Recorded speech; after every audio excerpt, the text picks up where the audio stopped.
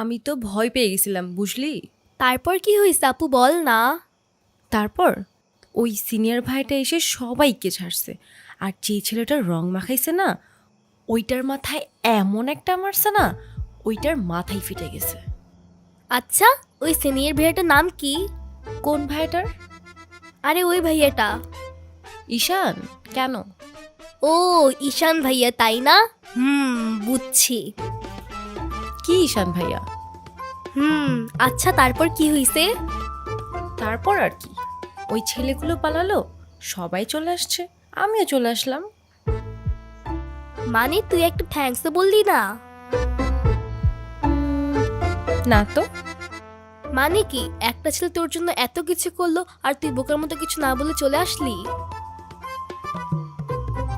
তাহলে কি করা উচিত ছিল আমার?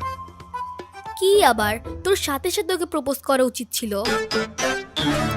এই, তুই এত পাকা পাকা কথা বলতেছিস কেন? যা পড়তে বস। হুম শুধু পাকা পাকা কথা।